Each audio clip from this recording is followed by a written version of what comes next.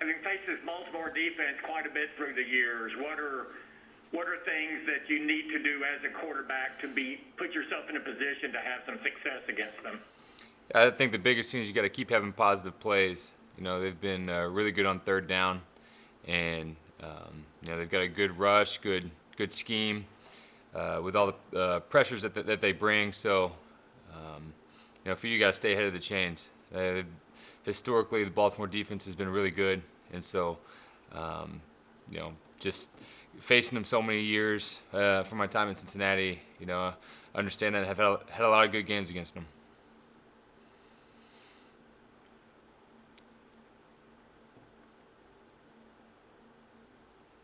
The football has been pretty quick out of your hands this season. How do you go about managing that internal clock, obviously with some offensive line injuries in front of you, to make sure that ball's out fast?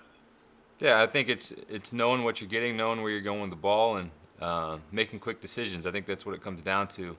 I feel like that's kind of how I've played throughout my career is, just knowing where to go with it, getting it out quick, and eliminate just taking extra hitches and waiting on things. So I think that's all part of it, and just playing this game is just being able to make those quick decisions. Have you had to adjust though to the situation on the O-line in terms of being a little more conscientious about getting the ball out of your hand quickly?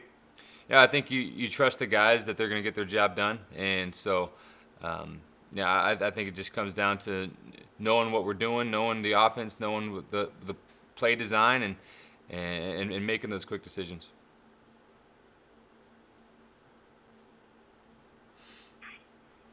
Andy, do you feel like you're getting into more time on task has allowed you to get a rhythm with your guys at all, or this is starting to feel like a normal thing, even if this schedule has been so strange here in the last 10, 11 days? Yeah, for sure. I just think the more that we're able to practice, more that we're able to do things, I feel the more comfortable I'm getting, the more I'm understanding our guys, and I think that's been big. Obviously, the schedule's changed several times, and so for us, I think it's just making sure everybody's on the same page with everything that we're doing, and the communication with everything.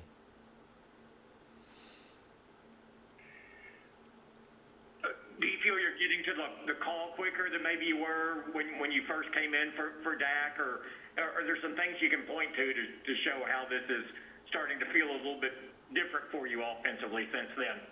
Yeah, since I got here, I felt really comfortable with the offense and knowing everything that we're doing and knowing play calls and all that kind of stuff. So, I wouldn't necessarily say that, I'm making calls quicker or anything like that. I just think it comes down to actually playing with our guys and getting live game reps with them. And I feel like just the more you're going to do that, I think the better feel that you're going to have for the way guys run routes and the way guys are getting open and different things like that. Feels like a really long time since the Washington game, and it has been. But I wanted to ask you a little bit about there were multiple scrambles that you had, and one certainly comes to mind where you dove head first, and I was just curious how much of your first slide was on your mind at all over the course of the game, or on certain plays. Was it instinctive to just dive a certain way, or what was some of the thought process there? Yeah, I think for me, I've dove a lot in my career, and so that's even going back to college. I was doing some of that. So, I wasn't thinking about sliding or not sliding or all that kind of stuff. I was just playing and trying to get first downs. I think that's all I was thinking about. The hit I took wasn't in the back of my mind. Did John Bostic seek you out, or vice versa? Was there any communication between you before, during, or after the game? There was not.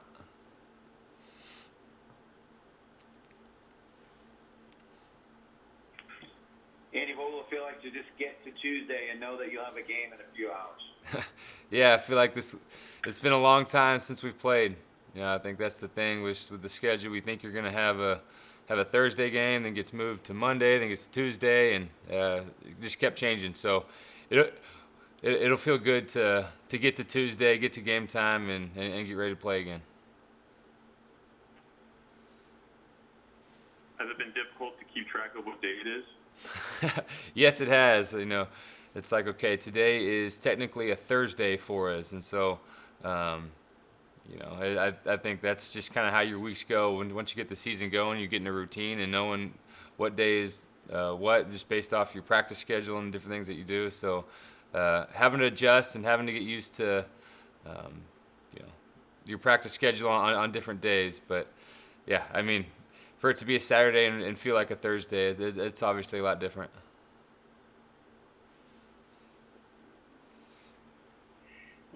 How do you view this division race over the final 5 weeks of the regular season?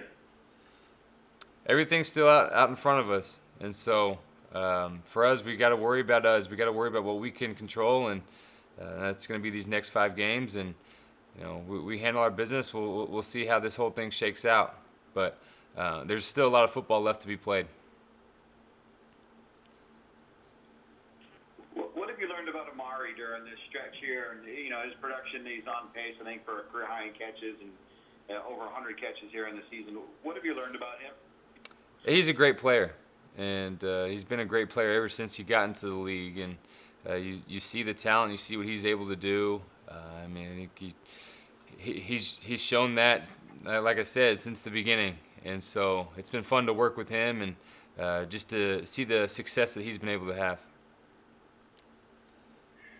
People talk about his route running. Can you talk about that a little bit? And is he a guy more often than not is always going to be in the exact spot where you expect him to be? Yeah, I think he's so quick and he's got such good feet, and at the top of his routes he's so good. And so I saw it from afar for a long time, and then now getting to work with him and now getting to see it firsthand and getting to throw to him, you can definitely feel that. And so you feel fortunate to have a guy like that can do so much. He's a vertical threat. He's also can take slants and get yards after catch and all that kind of stuff. So he's got all the talent that you want. How would you describe what the atmosphere on the road is usually like in Baltimore? I've played in some loud games there. Some, just they've got a great fan base, and so. Obviously it's different this year with everything going on, and won't have the fans and all of that. So, the crowd noise is kind of taken out of it. When you're usually at the line of scrimmage in Baltimore, obviously that crowd noise is there.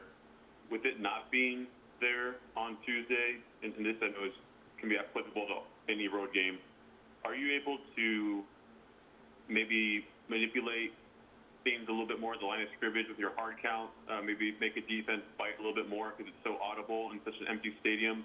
Is that a factor, or has that been at all this year? I think you can just use your normal cadence. You don't have to worry about going on a silent cadence and making sure guys are moving at the right time and all that. Not having the crowd in it doesn't matter if you're home or away. You're still able to use that verbal cadence, and so I think that's. I don't know, you can say it's an advantage, you can say whatever, but it feels like you can be in that normal rhythm.